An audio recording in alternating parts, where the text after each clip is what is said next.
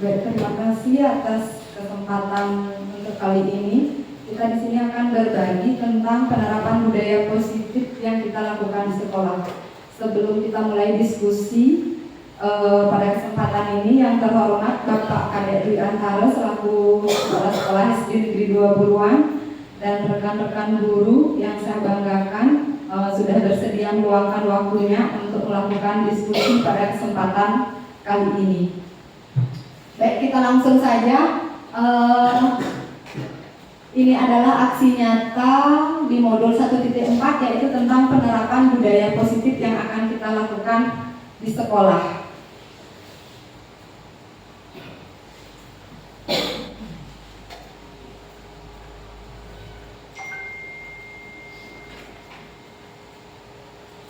Nah, di sini saya ucapkan selamat datang kembali kepada Bapak Ibu Guru SD Negeri 2 Buruan. Nah, mari kita belajar bersama, berkolaborasi serta saling mendukung dalam mewujudkan budaya positif di sekolah. Nah, adapun budaya positif yang nantinya akan kita terapkan di sekolah kita yaitu perubahan paradigma belajar. Yang pertama, kemudian disiplin positif. Kemudian ada motivasi perilaku manusia, kemudian kebutuhan dasar manusia, 5 posisi kontrol dalam restitusi, serta keyakinan perilaku. Dan yang terakhir di sana ada segitiga restitusi juga. Nah, mungkin di sini kita diingatkan kembali, apakah Bapak Ibu masih ingat dengan tujuan pendidikan menurut Ki Hajar Dewantara? Diingat-ingat kembali apa sih tujuan pendidikan menurut Ki Hajar Dewantara? Mungkin ada yang mempunyai pendapat atau bagaimana? Sambil pemanasan ini biar agak mencair, masih ingatkah apa kira-kira tujuannya? Pada dasarnya mungkin kita semua sudah memahami, tapi mungkin dalam mengemukakannya lewat kalimat, mungkin ada yang bersedia memberikan tanggapan. Mungkin Bapak silakan. Ya, terima kasih atas waktunya. Jadi tujuan pendidikan menurut Ki Hajar Dewantara. Jadi adapun tujuan pendidikan menurut Ki Hajar Dewantara ini diantaranya menuntut segala kodrat yang ada pada anak-anak, kemudian agar mereka dapat mencapai keselamatan dan kebahagiaan yang setinggi-tingginya baik sebagai manusia maupun sebagai anggota masyarakat. Nah, kira-kira begitu. Terima kasih.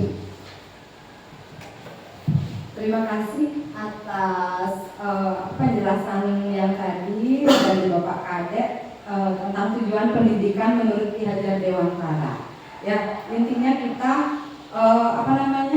sebagai seorang guru, tujuan dari pendidikan itu yaitu menuntut siswa kita itu agar mencapai kehidupan yang bahagia, ya. Kita menuntutnya berdasarkan kodratnya. Baik, kita akan lanjutkan. Nah, ini perubahan paradigma belajar. Nah, Ki Hajar Dewantara ini menyatakan bahwa tujuan pendidikan itu ialah menuntun segala kodrat yang dimiliki oleh anak untuk mencapai keselamatan dan kebahagiaan yang setinggi-tingginya. Ya, sudah tepat sekali yang disampaikan tadi oleh Bapak Kadek. Nah, kemudian di sini ada 3 faktor yang menuntun. Ya, yang pertama di sini ada murid.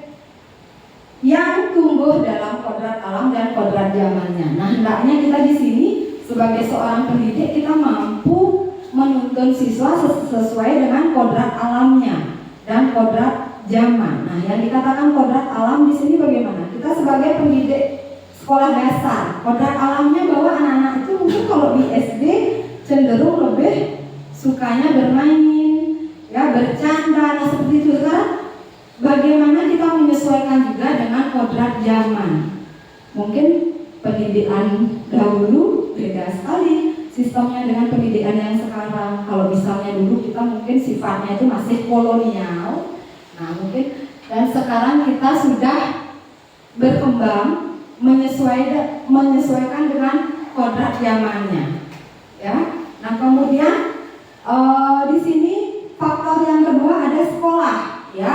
Di sekolah ini kita usahakan supaya bisa menjadi tempat persemaian benih-benih kebudayaan. Nah, disinilah tugas kita membentuk karakter, membentuk budaya siswa menjadi lebih baik ketika dia nanti terjun ke masyarakat. Nah, kemudian di sini faktor yang ketiga ada guru.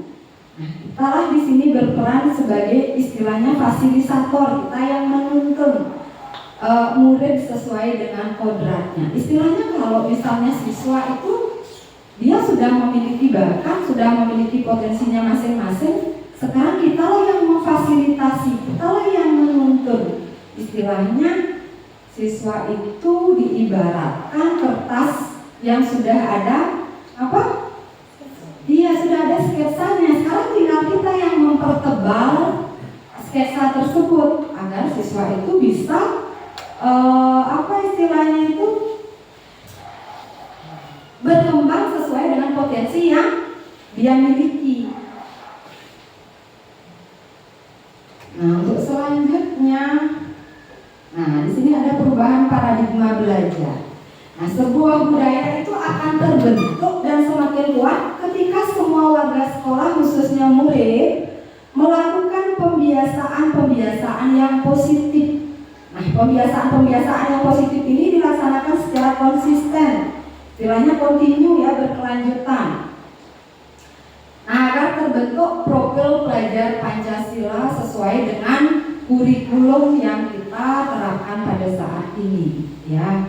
Itu pembiasaan kecil itulah yang nanti akan berkelanjutan dan membuat siswa itu apa ya istilahnya tanpa kita komandoi lagi, tanpa harus kita suruh lagi, istilahnya dia sudah mempunyai inisiatif tersendiri untuk melakukan budaya-budaya positif tersebut. Nah, disinilah tantangan kita.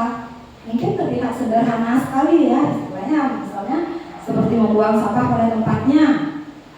Mungkin itu terlihat sepele dan terdengar sepele sekali, tapi itu memerlukan waktu yang sangat panjang agar siswa itu menjadi terbiasa, menjadi budaya dalam hidupnya bahwa membuang sampah itu tidak bisa di sembarang tempat. Nah, seperti itu yang hal-hal kecil lah kita akan mulai berubah dari hal-hal yang kecil. Nah, di sini apa yang Bapak Ibu bayangkan tentang makna disiplin? Sering sekali mungkin kita mengutarakan kepada siswa, memberitahu siswa tentang disiplin. Kira-kira menurut Bapak Ibu apa sih disiplin itu? Mungkin nanti ini bisa bervariasi jawabannya. Ada yang mungkin berpendapat, bersedia berpendapat, mungkin kalimat sederhana saja boleh juga.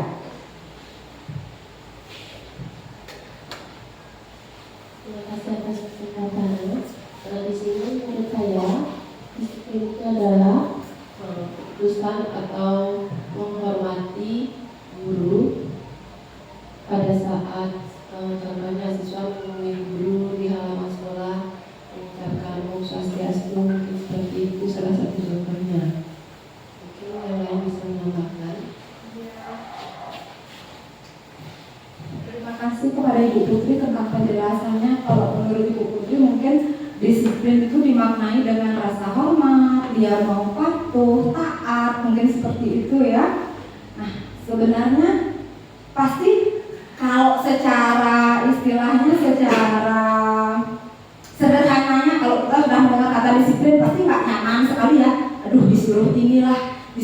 itulah pasti itu kesan yang pertama. Nana yang disiplin dong. Aduh, neborin kene baca guru ini pasti ketidaknyamanan yang muncul yang pertama.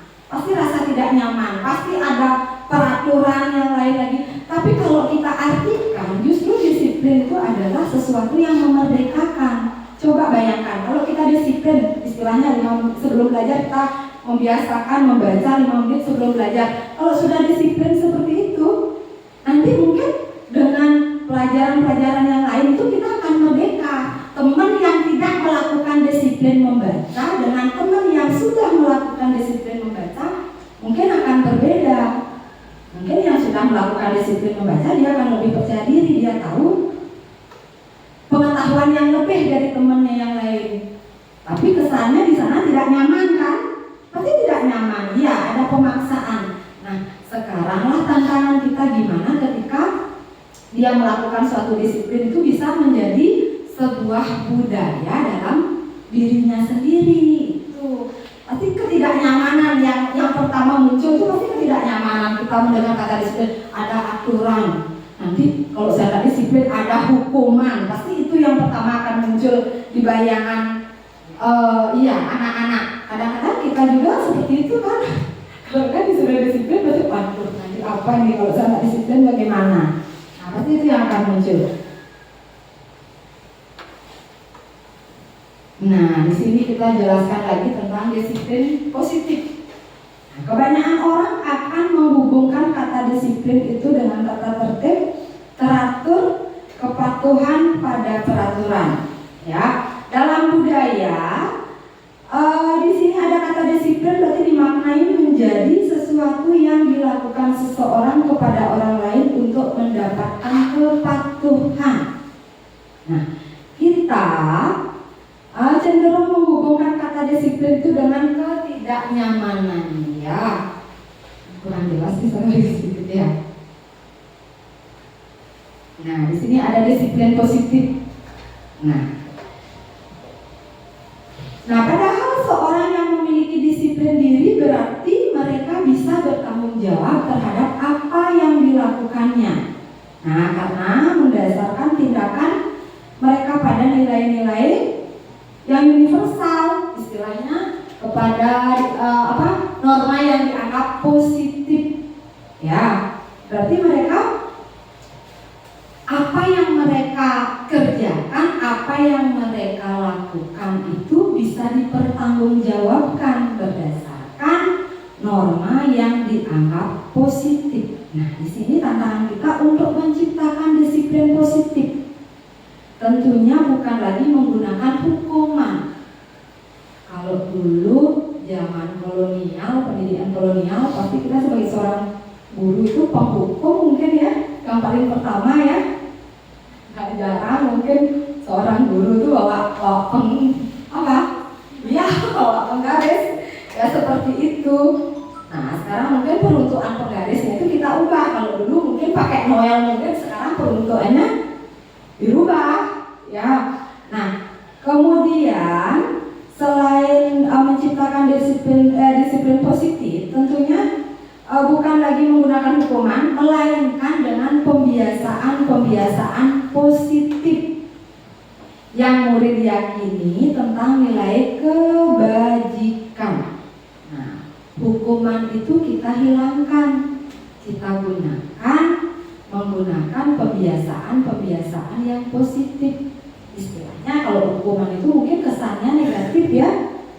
Nah, sekarang kita rubah supaya kalimatnya itu ke yang positif jadinya. Pembiasaan yang istilahnya itu kita kurangi penggunaan kata tidak boleh, jangan, nah yang seperti itu. Tapi kita ubahlah dalam bentuk kalimat yang lebih positif agar siswa itu memikirkan hal-hal yang baik, bukan ke arah yang negatif.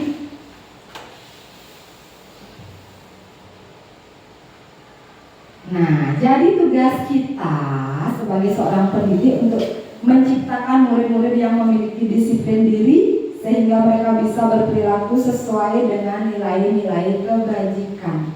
Inilah tugasnya kita. dalam diri kita, apa yang harus kita lakukan supaya kita bisa menumbuhkan disiplin diri pada siswa. Nah, mungkin sebelum ke siswa, kita refleksi dulu ke diri sendiri. Apa sih yang harus saya lakukan? Contoh kecil misalnya, kenapa sih kita kok usahakan supaya tidak telat datang ke sekolah? Pasti pikirannya apa? Aduh, yang awal pasti dibilang supaya saya nggak telat absen.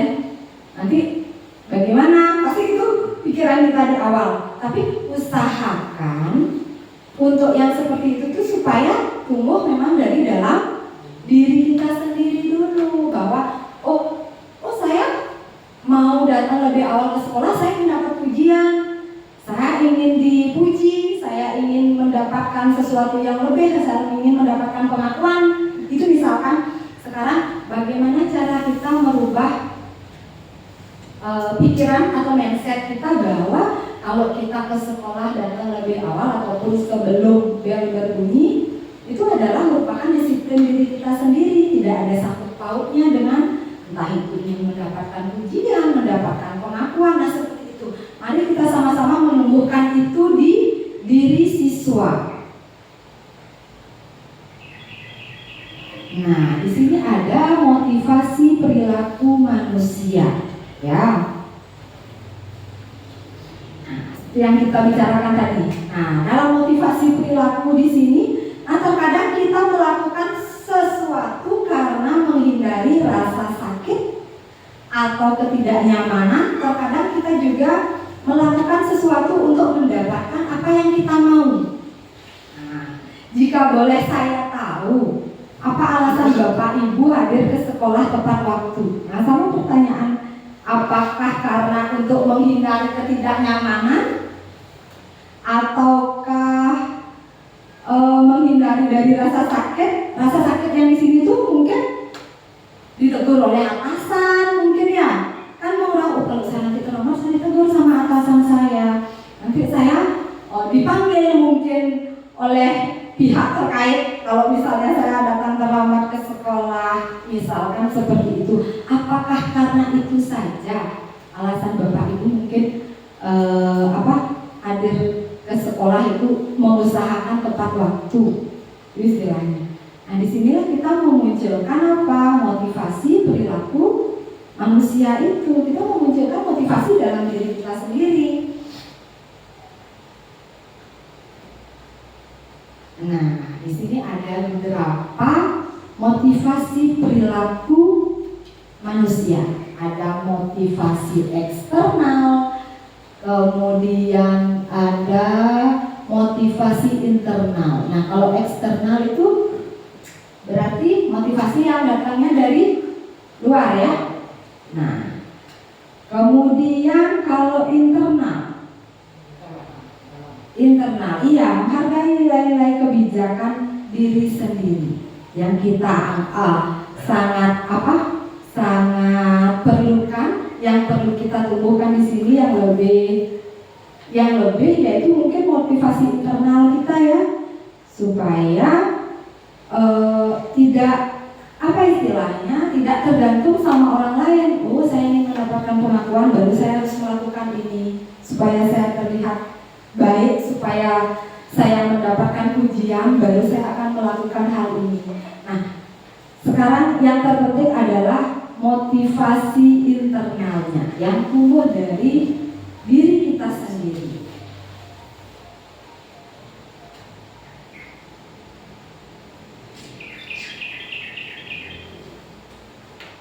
Nah, di sini ada perilaku manusia, motivasi perilaku manusia, ya. Nah, menyatakan ada 3 motivasi perilaku manusia yang di sini. Yang pertama, untuk menghindari ketidaknyamanan atau hukuman. Kemudian untuk mendapatkan imbalan atau penghargaan dari orang lain. Kemudian yang ketiga, untuk menjadi orang yang mereka inginkan dan menghargai diri sendiri dengan nilai-nilai yang mereka percaya. Nah, di sini dinyatakan ada 3 motivasi perilaku manusia. kalau kita telaah cermati dari ketiga poin ini memang benar ya. Yang pertama pasti karena ada ketidaknyamanan, makanya kita berusaha menjadi lebih baik atau menghindari hukuman. Kemudian untuk mendapatkan imbalan, ya, ingin mendapatkan penghargaan kah atau kondisi yang lainnya mungkin, nah seperti itu.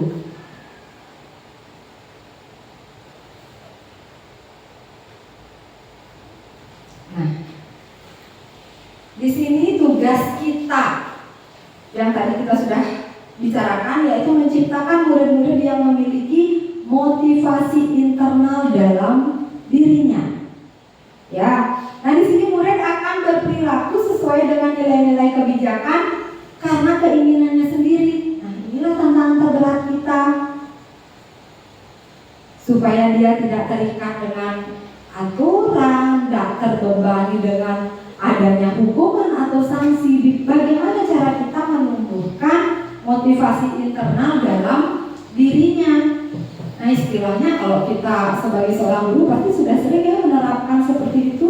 Mungkin ada tips-tips dari teman-teman bagaimana kita menumbuhkan motivasi internal dalam diri siswa. Mungkin ada yang memiliki pendapat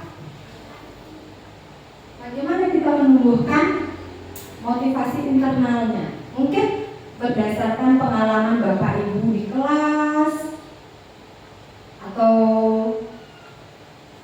di luar kelas, mungkin ada bagaimana? Silakan Bu Putri.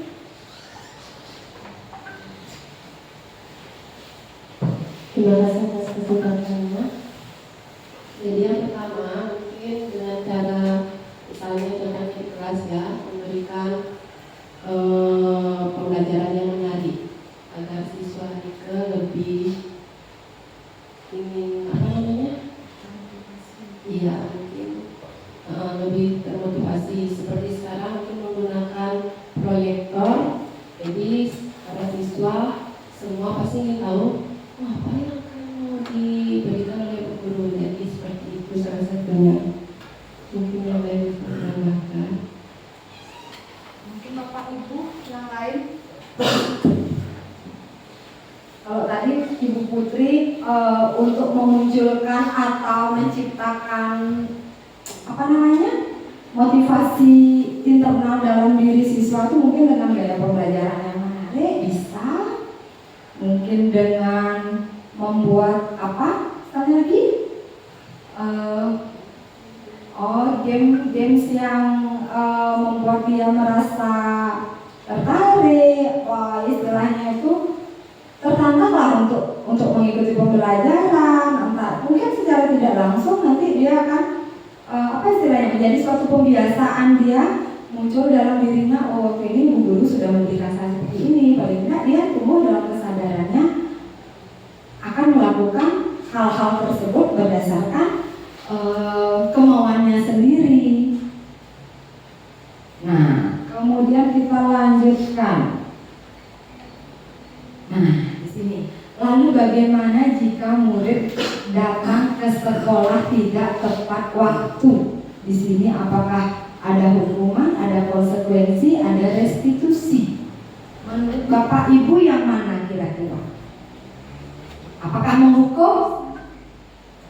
Menghukum? Oh tidak, ya berarti kita sudah tidak menerapkan hukuman. Konsekuensi, iya konsekuensi. Konsekuensi itu adalah apa istilahnya?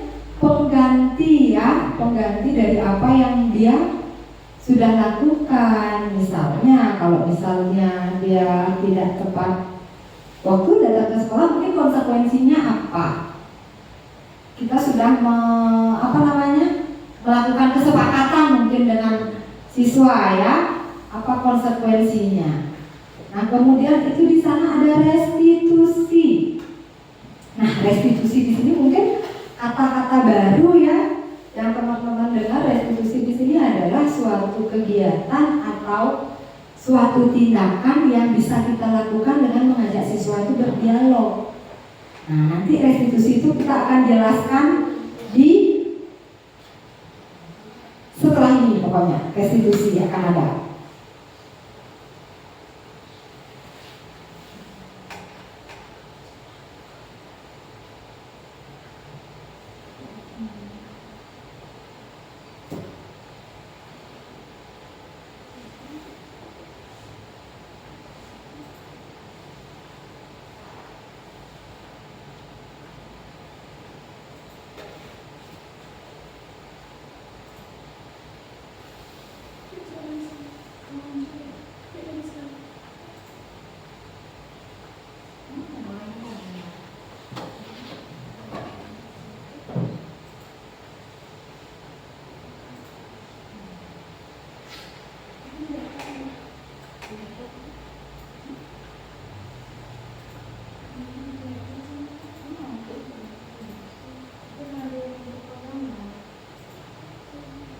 Oke, kita lanjut ya.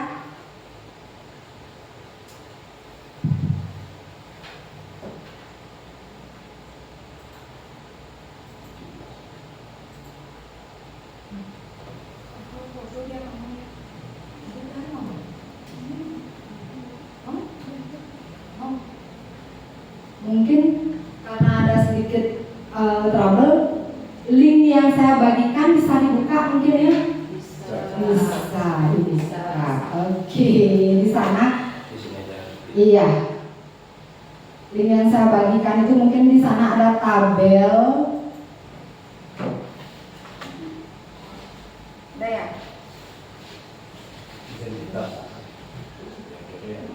Slide yang ke-17. Slide 17.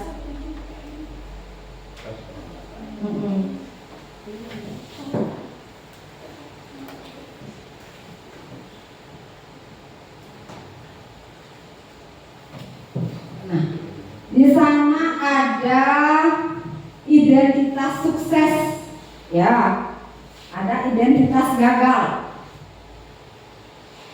Di sana teman-teman bisa lihat ada identitas gagal. Yang cenderung mengalami identitas gagal itu adalah hukuman. Apabila kita memberikan hukuman itu identitasnya gagal.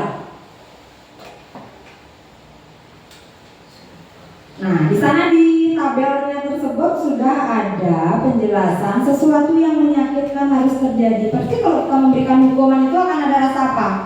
Rasa tidak? Iya, rasa tidak nyaman. Pasti akan ada korban kalau kita memberikan hukuman. Itu identitasnya sudah gagal. Tidak ada sesuatu yang kita hasilkan ketika kita memberikan hukuman kepada murid. Nah, kemudian kalau kita dikatakan identitas sukses tentang disiplin, yaitu konsekuensi. Tentang konsekuensi kita bisa lihat di sana ada sesuatu harus terjadi.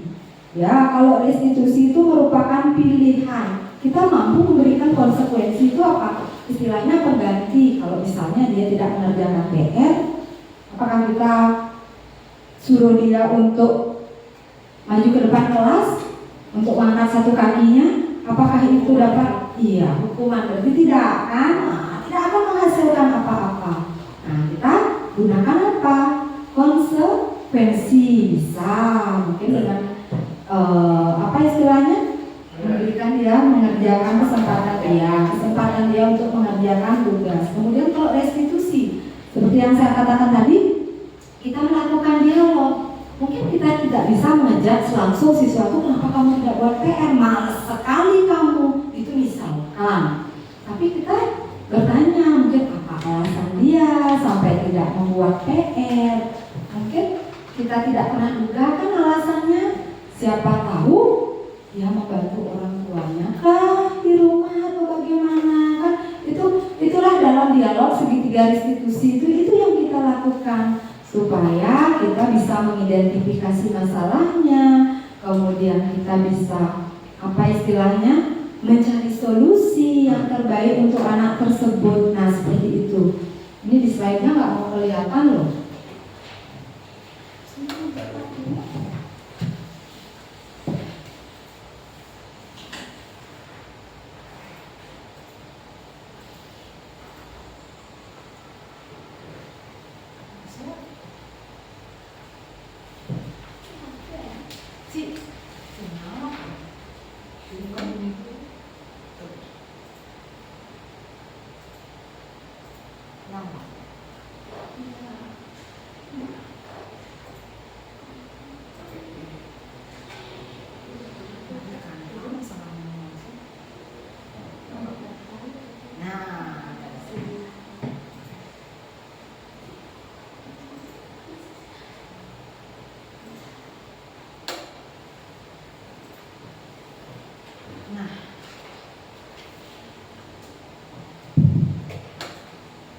Sudah kita bisa lihat bersama-sama, mungkin tulisannya kecil ya di sana ya. Boleh dilihat deh di link yang Bapak Ibu sudah pegang. Sudah tadi kita, kalau misalnya dari apa ini tabel yang saya berikan tentang identitas gagal dan identitas sukses, ya, yang jelas hukuman itu udah pasti gagal ya, tidak akan menghasilkan apa-apa, itu istilahnya. Nah, untuk yang berikutnya masih sama tentang identitas gagal dan identitas sukses. Nah, kalau hukuman, nah pasti kalau ada hukuman, murid atau anak itu akan belajar menyembunyikan kesalahannya. Ya jelas disembunyikan supaya nggak kena hukuman. Pasti dia berusaha untuk apa namanya, untuk menutupi kesalahannya. Iya. Kemudian kalau kita memberikan konsekuensi, anak itu secara tidak langsung akan taat terhadap aturan, terhadap tata tertib. Nah kemudian kalau kita melakukan restitusi,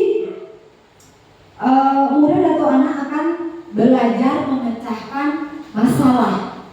Nah dari obrolan itu, dari dialog itu, kita akan memancing dia untuk dapat memecahkan masalah yang dia hadapi. Nah seperti itu. Kemudian, nah setelah memahami tabel yang tadi, apa yang akan Bapak Ibu guru lakukan jika menemukan murid yang perilakunya negatif? Apakah akan tetap memberikan hukuman, memberikan konsekuensi, atau melakukan restitusi? Restitusi itu yang tadi sudah kita jelaskan, yaitu tentang melakukan suatu dialog dengan siswa, dari menanyakan apa permasalahannya sampai kita menemukan solusi tentang permasalahan yang dihadapi oleh siswa. Apa kira-kira yang akan Bapak Ibu lakukan? Iya, untuk Bu Wayan bisa. Sebetulnya menurut saya yang perlu kita lakukan ini adalah restitusi. Kenapa demikian? Karena mungkin dengan melakukan dialog, dengan melakukan menjawab apa alasan seseorang itu untuk tidak berbuat seperti itu. Mungkin kita berikan jalan tengah atau yang mana yang pantas diikuti oleh anak itu, yang bisa dilakukan oleh anak itu. Terima kasih.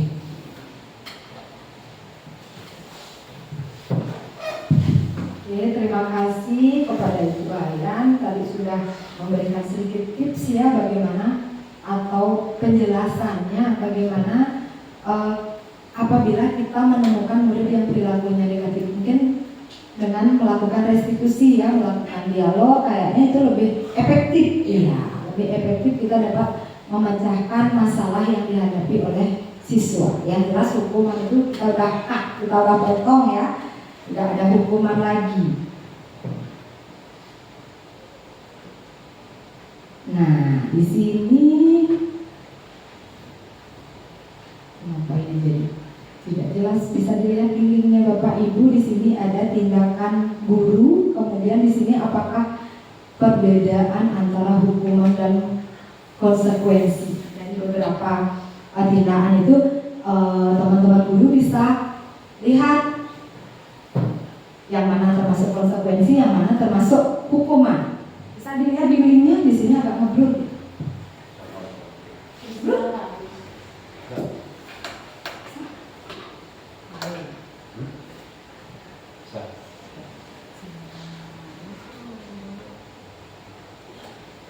Terus kelihatan?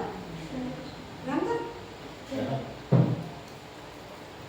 Sinyal mengalir.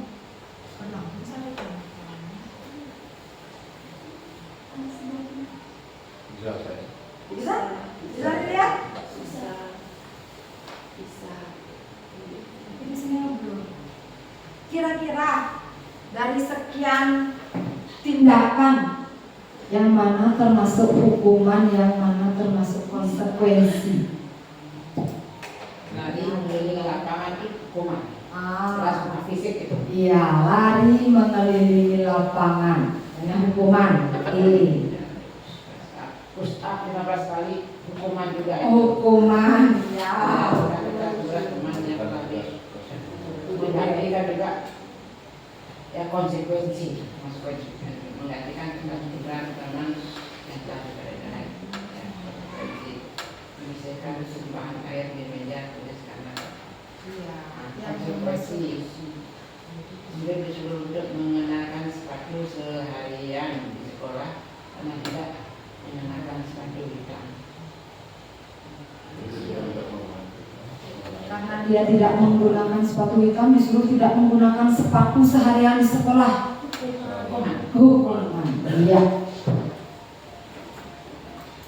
Lari mengelilingi lapangan basket. Lagi sini lapangan basket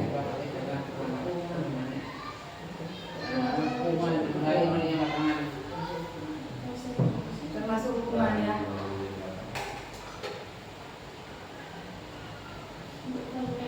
Nah, Pelajaran untuk pelajaran yang mana ini? lapangan basket 2 kali. Nih, udah. Oh, untuk pelajaran PJOK mungkin itu ya. Yang terakhir, yang menjadi dilema mungkin ini agak-agak berpikir, lari mengelilingi lapangan basket 2 kali karena terlambat 10 menit untuk pelajaran PJOK. 10 menit, terlambat 10 menit. Nah, kira-kira apa? Kalau kita di sini mengatakannya itu konsekuensi, karena apa? Itu pelajaran PJOK dan telatnya 10 menit. Mungkin 10 menit sebelumnya teman-teman yang lain udah dapat keliling, udah dapat keliling 2 putaran. Nah, karena dia terlambat 10 menit, dia diminta lah mungkin ya. Mungkin kalau disuruh mengelilingi 100 kali itu baru mungkin kesannya ya hukuman. Kesannya karena pelajaran PJOK. Iya, karena pelajaran matematika termasuk hukuman ya. Iya, termasuk hukuman kalau misalnya pelajarannya yang lain atau bukan PJOK. Ya berarti kita dari sini berarti udah apa ya, sebenarnya udah memahami yang mana hukuman, mana konsekuensi, yang mana harus kita hindari, dan yang mana harus kita laksanakan agar tumbuhlah budaya positif di sekolah. Nah, kemudian kita lanjutkan.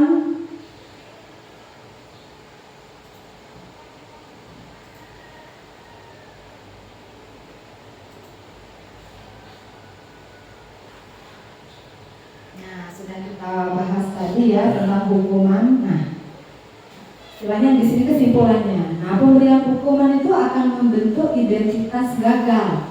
Istilahnya kita nggak akan mendapatkan apa-apa dari anak-anak tersebut, tidak akan ada perubahan apa-apa kalau kita menghukum, kecuali apa? Istilahnya ada rasa trauma untuk anak-anak, mungkin seperti itu ya.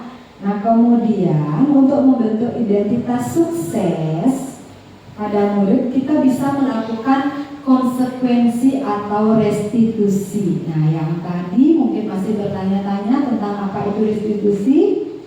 Nah, restitusi itu adalah proses menciptakan kondisi bagi murid untuk memperbaiki kesalahan mereka, sehingga mereka bisa kembali pada kelompok mereka dengan karakter yang lebih kuat. Nah, untuk menciptakan kondisi yang baik bagi siswa ini supaya dia bisa memperbaiki kesalahannya, yaitu dengan dialog tadi, dengan mengidentifikasi masalahnya, mencari solusi dari permasalahan yang dihadapi oleh siswa, atau anak.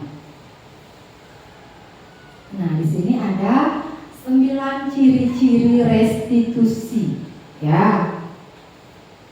Nah, di sini yang pertama bukan untuk menebus kesalahan, namun untuk belajar dari kesalahan, ya.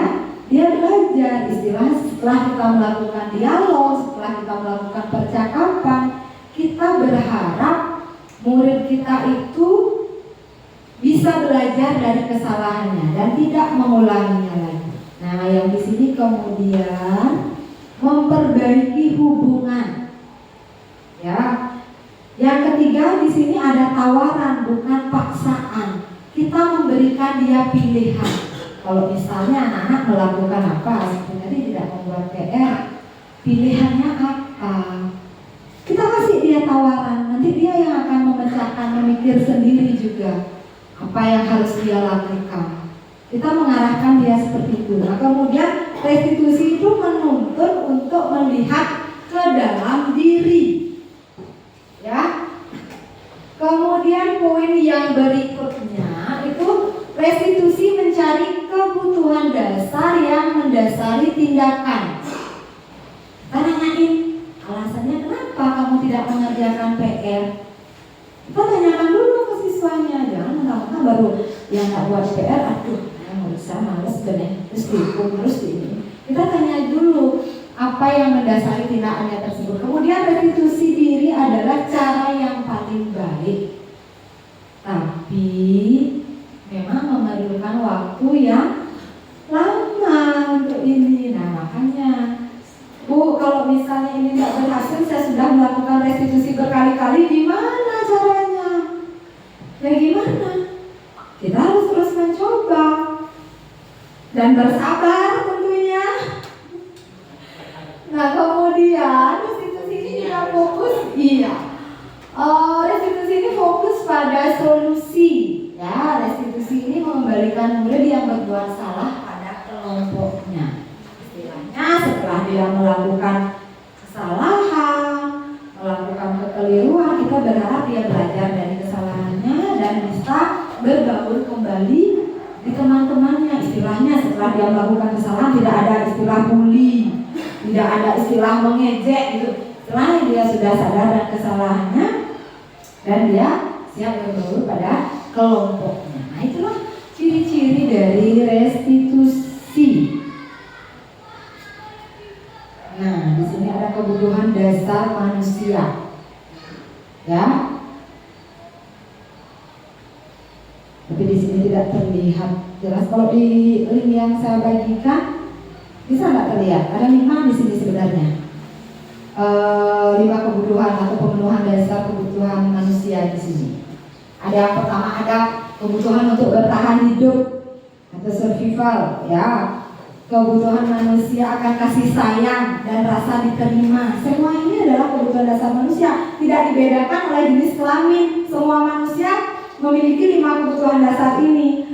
Kemudian ada kebutuhan kebebasan, ada kesenangan. Mungkin yang di bawahnya lagi satu apa ya?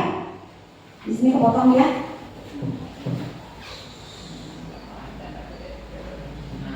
Kebahagiaan, kesenangan, lagi satu ya, fun. Ini 5, survival, belonging, power, freedom, fun. Iya, kita perlu kesenangan. Semuanya, semua manusia memerlukan kesenangan juga. Iya. Nah, misalnya seperti di sini kebutuhan dasar manusia. Ada kasus seperti ini. Bimo, seorang anak TKB, selalu berlari keluar kelas menuju jalan raya di depan sekolahnya yang ramai dengan kendaraan. Tingkahnya membuat guru, yaitu Bu Ani, bingung dan seringkali lari mengejarnya. Ada beberapa kemungkinan jawaban yang diberikan Bimo. Nah, aku senang main kejar-kejaran dengan ibu guru, seru. Di otak anak-anak itu bermain, padahal gurunya itu mengejar karena ketakutan. Banyak ada motor, tapi pikiran si anak itu apa? Wah, aku senang loh diajak kejar-kejaran sama bu guru. Itu di otaknya dia. Makanya dia mungkin terus melakukan hal seperti itu. Menurut Bapak Ibu, di sana apakah kebutuhan apa yang mungkin kira-kira diperlukan oleh anak itu? Misalnya seperti si Bimo ini, kira-kira apa? Apakah kebebasan, kesenangan, penguasaan, cinta, dan kasih sayang? Dia kebutuhan dia yang mana? Apa mungkin di sana? Apa? Ada yang bisa memberikan tanggapan? Sudah aku senang main kejar-kejaran dengan bu guru, seru. Dia bilang kayak gitu. Berarti kebutuhan apa yang harus kita penuhi di sana? Iya, kesenangan ya. Iya, kesenangan. Kan kita sudah ketahui bahwa kodratnya anak-anak itu memang bermain. Kita mengejar dia karena panik, dia anggapnya itu apa? Seru, enak main kejar-kejaran sama bu guru. Begitu itu. Mungkin kalau kita hadapi di kelas ada yang cenderung aktif, suka mungkin main keras sama temennya. Kira-kira kebutuhan dasar apa yang perlu kita berikan ke anak-anak itu loh. Ya mungkin dia apakah dia kurang kasih sayang, perlu dikasih sayang ya, agar dia juga memiliki kelembutan untuk teman-temannya gitu loh. Istilahnya kalau dia keras, kita tambah keras kan kental jadinya. Nah itulah 5 kebutuhan dasar yang harus bisa dipenuhi dalam diri manusia. Nah 5 kebutuhan dasar itulah kita harus saling sama-sama mengerti. Kita pun juga memiliki kebutuhan dasar tertentu, ingin kebebasan, ingin kesenangan, ingin ada cinta dan kasih sayang, ada kebebasan. Nah tadi sudah kita jawab ya, berarti kasus di Bimo itu adalah apa? Nah dia memerlukan kesenangan. Nah, bagaimana posisi ibu atau bapak saat mengontrol kedisiplinan murid supaya siswanya disiplin? Apa yang kira-kira bapak ibu lakukan? Mungkin ada yang memiliki pendapat, pengalaman masing-masing di kelas, boleh diceritakan sedikit.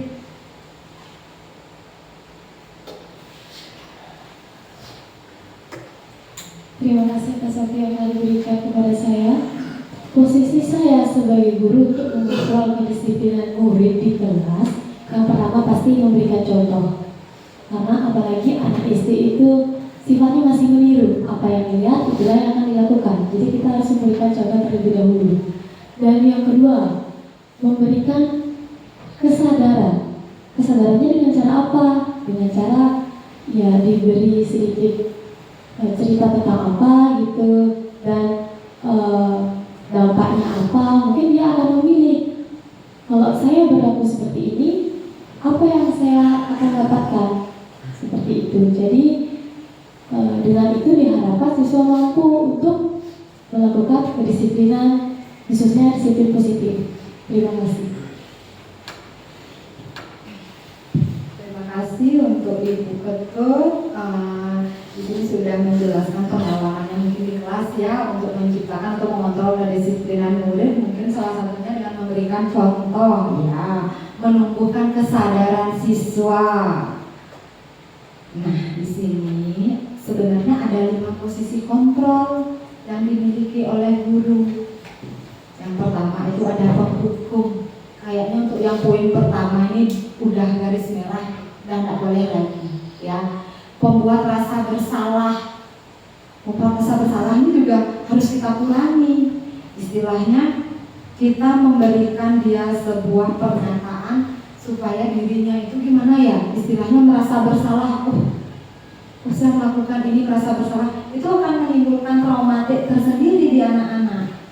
Jangan buat dia akan menjadi minder kalau dia merasa dirinya saya sudah melakukan seperti ini, berarti saya jelek sekali jadi orang, saya tidak berguna sekali jadi orang. Nah, pembuat rasa bersalah ini usahakan tidak kita laksanakan. 2 inilah kira-kira enggak. Nah, yang di sini ada posisi kita sebagai teman, ada sebagai pemantau, dan ada sebagai manajer. Ya, paling tidak kita mampu kolaborasikan antara teman, pemantau, dan manajer. Kalau seandainya misalnya kita memposisikan diri sebagai teman aja terus ke anak-anak, ada dampak negatifnya juga. Dia tidak bisa membedakan gimana cara kita menghormati guru atau dengan berbicara dengan teman. Semua dianggap seperti teman.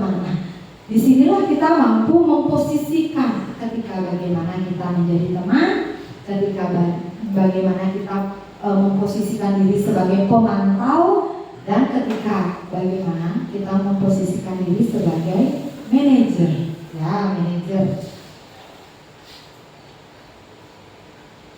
Nah, di sini ada 5 posisi kontrol lagi. Nah, penghukum dan pembuat rasa bersalah itu sudah ditandai dengan warna merah ya. Nah, di sini ada beberapa kalimat yang mencerminkan posisi kita sebagai penghukum. Patuhi aturan saya atau awas. Ada kata awas. Nah, seperti itu mungkin kita bisa hindari ya. Kemudian ada pembuat rasa bersalah. Ibu sangat kecewa sekali dengan kamu. Itu menimbulkan rasa traumatik yang dalam mungkin bagi siswa. Oh, Bu, saya sudah menganggap saya seperti ini. Ya, istilahnya kita sebagai guru itu keberpihakan itu kita tiadakan. Ya, kita mencari solusi yang terbaik untuk permasalahan yang dihadapi oleh anak-anak. Nah, kemudian mengontrol murid sebagai teman. Ayo bantulah demi bapak ya, atau demi ibu ya. Nah, bahasa-bahasa yang seperti itulah kita gunakan supaya posisi kita dengan siswa itu sebagai teman ya. Kemudian ada sebagai pemantau di sana. Pemantau itu berarti kita mengawasi, kita mengingatkan kembali aturannya apa ya. Kita ingati lagi dia, mungkin peraturan kelas dia melanggar, tidak mengerjakan tugas. Aturan kita apa ya, kesepakatan kita apa ya, kita mengingatkan dia. Padahal itu sudah menjadi kesepakatan sebelumnya. Nah, kemudian di sini ada manajer atau posisi mentor ya. Nah, apa yang kita yakini? Nah, apa yang sudah kita sepakati? Nah, jika kamu meyakininya, apakah kamu bersedia memperbaikinya? Nah, yang seperti itu. Kalau tahu udah dia salah, tanyakan siap nggak dia memperbaiki. Nah, seperti itu kalimat-kalimat yang bisa kita gunakan dalam menentukan 5 posisi kontrol kita sebagai guru. Nah, kalau seperti ini, kalau yang tadi berdasarkan kalimat yang tadi, saya kecewa sekali dengan kamu. Berarti kira-kira kalau kita sampai melontarkan kalimat seperti ini, kira-kira yang mana? Apakah kita sebagai teman kah? Pembuat orang merasa bersalah, pemantau atau penghukum? Kira-kira yang mana? Pembuat orang membuat orang merasa bersalah. Ayo kita cek. Iya, membuat pintar-pintar semuanya di sini. Nah, kemudian ada keyakinan kelas. Apa sih keyakinan? Kalau dulu kita memasang tata tertib kelas, peraturan kelas, ya. Misalnya kalau tata tertib, kalau peraturan itu apa ya? Mengikat sekali, terbebani sekali, ya. Nah, kalau keyakinan di sini istilahnya, kalau apa ya? Suatu kesepakatan yang kita laksanakan bersama untuk kenyamanan bersama. Istilah misal, saya seperti contoh yang saya buat, mengapa memakai helm? Mengapa memakai masker? Kalau memakai helm bayar kita yang pertama apa? Coba deh, kalau bapak ibu kenapa memakai helm pasti bayar? Oh, pasti tangkap polisi. Iya nggak? Kalau misalnya semua dari dalam diri kita pasti, oh kalau saya pakai helm biar berjarak dekat jarak jauh. Kalau saya nggak pakai helm, amit-amit itu istilahnya kalau misalnya terjadi sesuatu. Iya, itu melindungi organ vital kita sebenarnya. Pasti otak kita, saya pun jujur. Kenapa ya kok harus pakai helm? Apa saya tangkap kok ya polisi, saya udah bilang, gitulah istilahnya kan. Pasti itu pikiran utama kita. Sekarang gimana cara kita mengubah itu? Oh, biar timbul dari dalam diri kita sendiri. Oh enggak, kalau saya pakai helm itu menyelamatkan saya, menyelamatkan diri saya kalau saya bepergian. Sama halnya mengapa memakai masker? Iya, supaya saya tetap sehat. Pasti itu kan poinnya. Nggak ada yang kalau saya nggak pakai masker ini kena sopean, musuh aja tetangga saya nggak mau masker, saya anak mau saya insop gitu misalnya kan. Nah seperti itu. Nah itulah yang harus kita. Nah keyakinan kelas, kita berada di sini keyakinan kelas ya. Murid-murid pun demikian, mereka perlu mendengarkan dan memahami arti sesungguhnya tentang peraturan-peraturan yang diberikan. Apa nilai-nilai kebijakan di balik peraturan tersebut? Apa tujuan utamanya? Kemudian menjadi tidak tertarik atau takut, sehingga hanya sekedar mengikuti serangkaian peraturan-peraturan yang mengatur mereka tanpa memahami tujuannya. Misalkan seperti di keyakinan kelas, kalau kita mau menciptakan suasana kelas yang bersih dan nyaman, mungkin apa kata-kata yang bisa kita gunakan? Supaya jangan membuang sampah sembarangan. Itu termasuk kita gunakan kalimat yang lebih positif. Atau enggak, mari kita jaga kebersihan kelas. Jangan pakai kata-kata jangan buang sampah sembarangan. Kesannya itu udah negatif sekali. Kalau bahasanya itu mengajak, iya, istilahnya mengajak seperti itu ya, mengajak dengan konotasi yang positif, lebih positif lagi. Mari kita jaga kebersihan kelas. Berarti kalau kita udah menjaga kebersihan kelas, otomatis kita tidak akan membuang sampah sembarangan. Nah, gitu. Kita lebih menumbuhkan hal-hal positif dalam diri siswa.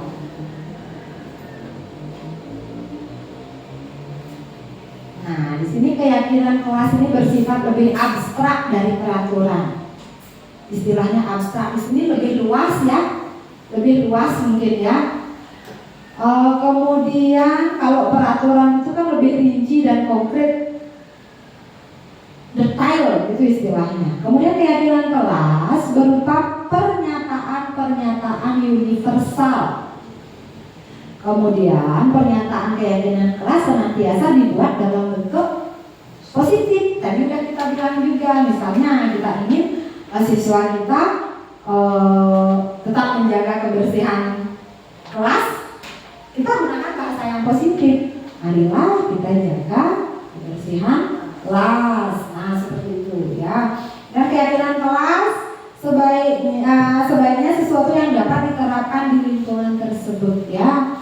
Mungkin nanti setelah ini kita sudah belajar tentang keyakinan kelas, mungkin bisa diterapkan di masing-masing kelas kita masing-masing, dan nanti akan menjadi bentuk umum. Kita bisa terapkan keseluruhan di sekolah kita keyakinan ini ya, keyakinan sekolah mungkin ya. Nah, dalam menyusun keyakinan kelas kita tidak bisa sepihak. Kita harus melibatkan siswa. Keyakinan yang kita ambil itu sebenarnya berdasarkan inisiatifnya siswa. Kita memfasilitasi dia, mana yang akan dia sepakati, mana yang akan dia mau laksanakan ya untuk keyakinan bersama. Nah, kemudian catatlah masukan-masukan murid tentang keyakinan mereka dalam sebuah kertas besar, atau bisa meminta murid menempelkan sendiri. Nah, mungkin kalau kita di SD membuat keyakinan kelas, kalau kita kalau menyuruh siswa untuk mengutarakan maksudnya dia masing-masing, itu kayak belum mampu. Iya, kitalah yang memfasilitasi, memberikan apa istilahnya? Ya, lebih banyak masukan. Nanti mungkin dia yang memilih. Mungkin kalau di kelas yang lebih tinggi, mungkin bisa kita terapkan. Ya, yang jelas nanti mungkin studi kalau kita begini. Mungkin kalau di kelas rendah, kalau di kelas 6 sudah bisa ya mengungkapkan pendapatnya. Ya, mungkin kalau di kelas rendah kita cenderung akan lebih banyak memberikan pilihan-pilihan yang positif gitu ya.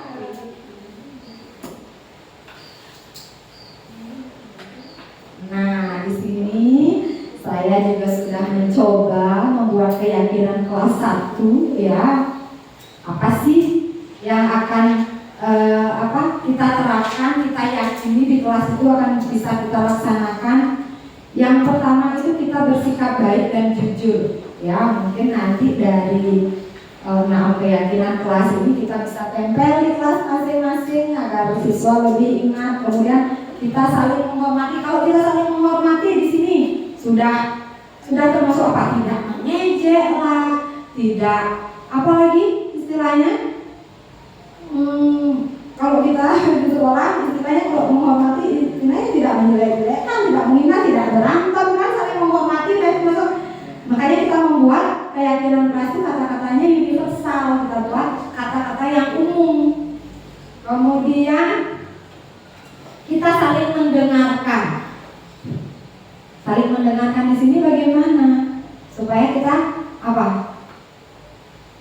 Tahu dia memposisikan ketika gurunya berbicara, dia yang harus mendengarkan. Ketika ada salah satu temannya yang bertanya mungkin atau yang mau mengemukakan pendapat, dia harus mendengarkan juga. Nah itulah keyakinan yang kita buat di kelas 1. Nah, mengucapkan kata tolong, maaf, terima kasih, dan permisi. Kalau kita rutin melakukan ini menjadi budaya, itu akan gimana ya? Tentram sekali rasanya sekolah ya. Kemudian kita belajar dan bermain dengan aman. Kenapa kita mengambil keyakinan kelas seperti ini? Aman. Aman dalam artian apa? Bermain tidak keras-keras. Saat belajar mungkin ada yang bermain, kita ingatkan aja apa keyakinan kita yang nomor 5. Kalau kita belajar dan bermain itu bagaimana? Harus aman supaya tidak ada yang terluka. Nah, di sini yang terakhir menjaga kebersihan, disiplin dan bertanggung jawab. Nah, di sini semuanya masuk nih, menjaga kebersihan termasuk tidak membuang sampah sembarangan, tidak membuang sampah di kolong meja. Nah, itu mungkin nanti teman-teman bisa terapkan ya di kelas masing-masing ya. Sesuai dengan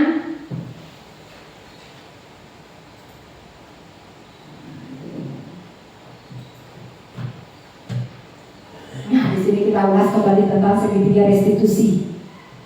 Segitiga restitusi di sini merupakan sebuah tahapan untuk memudahkan para guru dan orang tua dalam melakukan proses untuk menyiapkan anaknya melakukan restitusi. Nah, tadi sudah kita jelaskan bahwa segitiga restitusi itu adalah proses dialog yang dijalankan oleh guru atau orang tua agar dapat menghasilkan murid yang mandiri dan bertanggung jawab. Nah, di sini ada 3 tahapan dalam segitiga restitusi. Yang pertama, menstabilkan identitas. Dalam menstabilkan identitas, kemudian di sini ada validasi tindakan yang salah. Kita memvalidasi ketidaktindakan siswa kita yang salah. Dengan beberapa pernyataan kita dapat melakukan validasi tindakan yang salah. Adakah cara yang lebih efektif untuk mendapatkan apa yang kamu butuhkan? Mungkin dia mau menarik perhatian, mau cari perhatian kah? Atau mau mendapat perhatian lebih sehingga dia melakukan hal-hal yang di luar nalar? Mungkin kita bisa validasi itu dengan menanyakan, adakah cara yang lebih efektif untuk mendapatkan apa yang kamu butuhkan? Atau dengan bahasa yang lebih sederhananya, apakah menurut kamu tindakan yang kamu lakukan itu benar atau salah? Kasih dia yang berpikir. Sudah tahu benar, apakah salah? Kalau dia sudah mungkin menjawab salah, kita lanjutkan. Iya, kalau sudah merasa salah, terus apa alasannya? Kenapa kamu melakukan seperti itu? Padahal dia sudah tahu salah, kan seperti itu. Dari dialog itulah kita memunculkan motivasi siswa untuk memperbaiki kesalahannya. Nah, kemudian menanyakan keyakinan. Sudah tahu salah, kemudian ditanya alasannya, kita tanyakan lagi.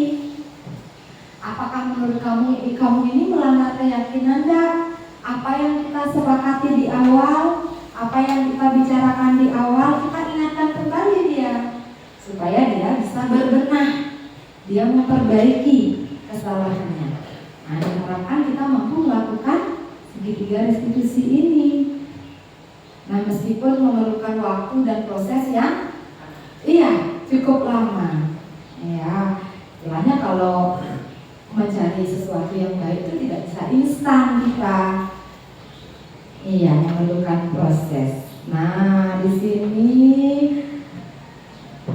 adapun yang dinyatakan oleh Ki Hajar Dewantara, nah, apapun yang diperbuat seseorang itu hendaknya dapat bermanfaat bagi dirinya sendiri bermanfaat bagi bangsa dan bermanfaat bagi manusia di dunia. Itu harapannya. Nah, mungkin sebelum kita akhiri diskusi ini, mungkin ada yang mau menyampaikan sedikit bagaimana refleksi atau apa yang kita peroleh dari diskusi kali ini. Mungkin yang berkesan menurut teman-teman, ada yang bisa menyampaikan sedikit pendapatnya. Apa mungkin kira-kira? Mungkin tindakan, setelah saya tahu tentang ini, apa sih yang akan saya lakukan? Mungkin tindak lanjut yang ingin Bapak Ibu guru laksanakan.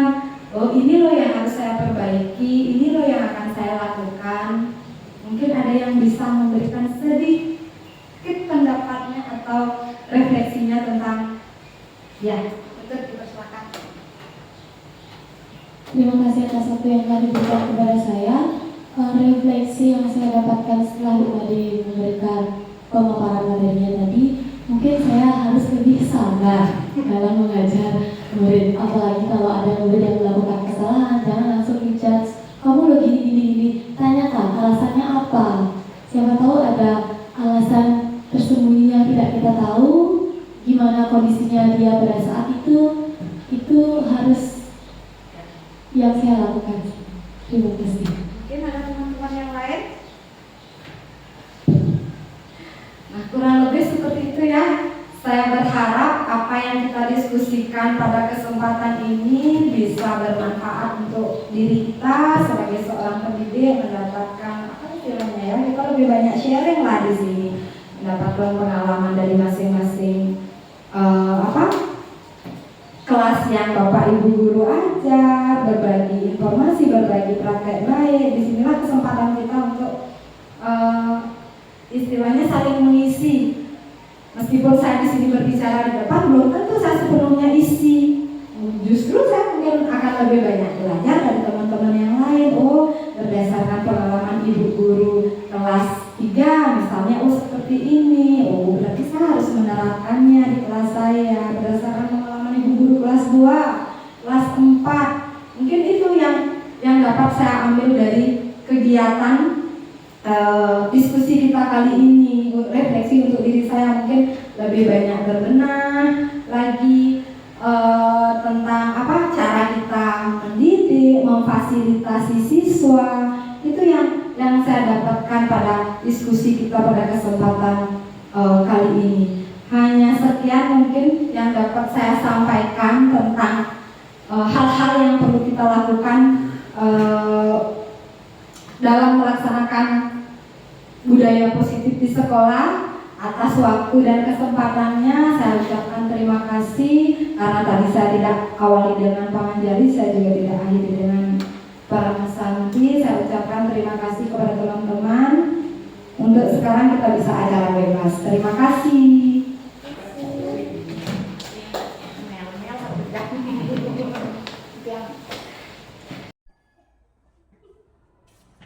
Sorry, Gisel, ayo sini sebentar.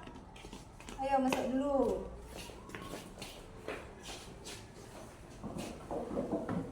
Nah, duduk dulu.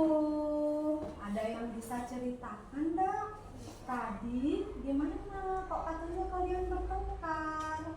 Tadi saya buru-buru mau ke toilet, terus saya nggak sengaja menyenggol Omi. Oh gitu ceritanya ya. Terus tadi ibu dapat laporan. Kenapa katanya Aiswarya sampai memukul Gisel? Karena Gisel tadi menyenggol Aiswarya, jadinya bukan Aiswaryanya jatuh. Oh jatuh. Kemudian sampai misalnya Aiswarya mukul Gisel ya. Benar kayak gitu. Benar guru. Tapi apakah kalau memukul itu benar atau salah? Salah. Iya, nah itu ibu di sini tidak berniat mencari siapa yang salah, siapa yang benar. Tetapi ibu guru mau mencari solusi dari permasalahan kalian, ya. Tadi Aiswarya sudah menjelaskan kenapa sampai memukul Gisel, karena sampai makanannya jatuh ya, seperti itu. Ya, ibu guru mengerti, ya. Tetapi ingat enggak kalian? dengan keyakinan kelas yang kita buat kemarin? Ingat nggak? Nah, kalau bermain itu kita harus bagaimana? Harus Aman. Iya, harus aman, tidak boleh keras ya. Nah, sekarang kalau kalian sudah menyadari kesalahannya masing-masing, apa yang akan kalian lakukan? Minta maaf. Oh, minta maaf katanya ya. Minta maaf dan bagaimana? Kebaikan. Iya, dan berbaikan. Tidak boleh mengulanginya lagi ya.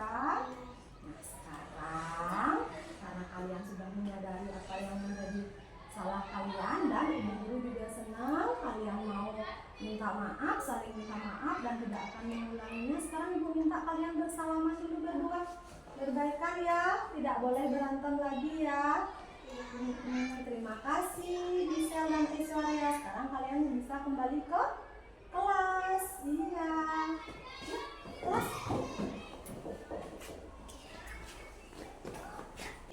Selamat pagi Bu Guru. Nah, tadi istirahat, pas Lucy istirahat tuh Lucy jajan apa yuk? Permen. Oh, jajan permen. Kenapa Lucy suka permen? Kenapa? Rasanya manis. Oh, karena rasanya manis ya. Tadi setelah habis jajan permen, Lucy taruh sampahnya di mana? Di kolong meja. Di kolong meja. Iya. Menurut Lucy, kalau kita habis makan terus buang sampahnya di kolong meja itu perbuatan yang benar atau salah? Salah. Nah, Ibu ucapkan terima kasih kalau Lucy sudah sadar kalau Lucy itu melakukan perbuatan yang salah. Ibu guru mau tanya, kenapa? Kok Lucy, pasti Lucy punya alasan. Kenapa Lucy itu buang sampah di kolong meja? Kenapa? Gara-gara bel berbunyi. Oh, gara-gara belnya berbunyi. Terus cepet-cepet Lucy taruh aja sampahnya di kolong meja gitu ya? Iya. Iya. Itu benar atau enggak? Salah. Iya, seandainya kalau besok udah bel berbunyi terus Lucy masih pegang sampah jajannya, apa yang akan Lucy lakukan? Buang. Buangnya di mana? Tong sampah. Buangnya di tong sampah ya. Iya. Sekarang Lucy sudah sadar dengan kesalahan Lucy. Besok bagaimana? Tidak? Diulangi. Iya, tidak diulangi lagi. Kita harus menjaga apa? Kebersihan. Iya, harus menjaga kebersihan. Sekarang Lucy sudah sadar kan kalau itu perbuatan salah ya. Kasih contoh yang baik juga ke teman-teman ya. Ya.